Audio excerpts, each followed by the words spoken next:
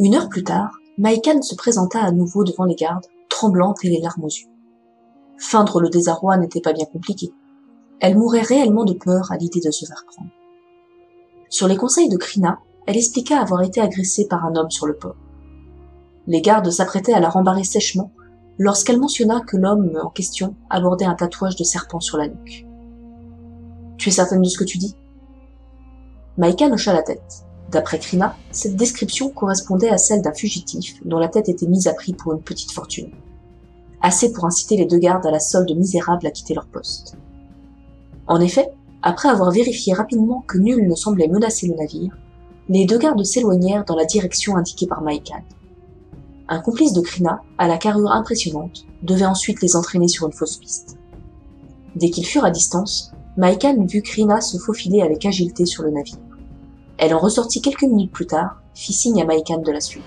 « Bien joué, la félicita-t-elle. Nous serons prêts à embarquer pour la prochaine marée.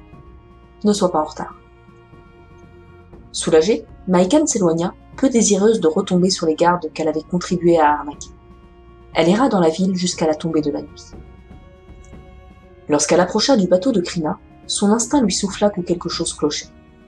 Le bateau semblait certes prêt à appareiller, mais personne n'était visible sur le pont. Lorsqu'elle posa le pied sur le ponton de bois qui menait au bateau, une voix retentit derrière elle. « C'est elle! Attrapez-la » Maïkan se retourna brusquement. Les gardes qu'elle avait bernés plus tôt dans la journée couraient vers elle, accompagnés par 3 des leurs. La veille encore, Maïkan aurait cédé à la panique. Mais elle n'était déjà plus la même. Son nouveau pouvoir était encore sauvage, mais elle se sentait déjà plus à même de l'utiliser, et en devinait déjà les possibilités. Cette fois, elle n'essaya pas d'user de son arc ou de fuir. Au contraire, elle fit face et concentra toute son énergie sur les 2 gardes les plus proches. « Je peux les contrôler », se dit-elle. Comme elle tendait son esprit vers eux, les 2 gardes pilèrent. Ils échangèrent un regard surpris, sans comprendre pourquoi leurs membres échappaient à leur contrôle. Quand Maïkan leur envoya une nouvelle impulsion mentale, ils firent volte-face et brandirent leurs armes face à leurs frères incrédules. Quelques instants plus tard, Maïkan contemplait 5 cadavres.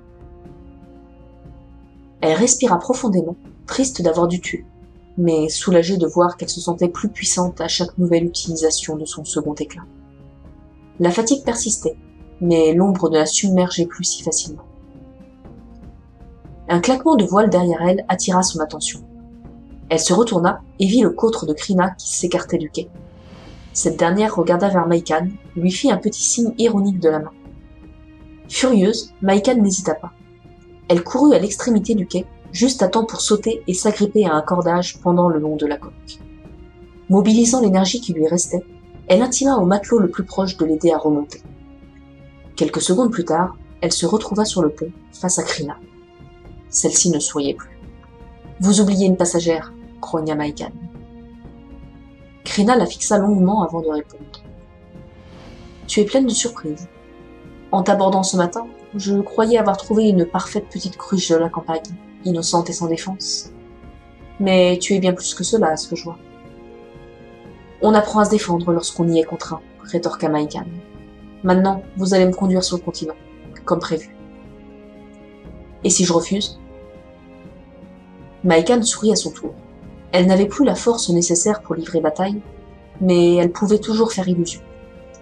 Rassemblant l'énergie qui lui restait, elle contrôla brièvement Krina, la força à dégainer la dague qu'elle portait à la ceinture et à la plaquer contre sa propre gorge. Sinon, je suis pleine de surprises, comme tu l'as dit. Krina écarquilla les yeux. Lorsque son bras retomba, reprenant sa volonté propre, elle tremblait. « Très bien, dit-elle d'une voix moins rassurée. Nous te conduirons à bon port. »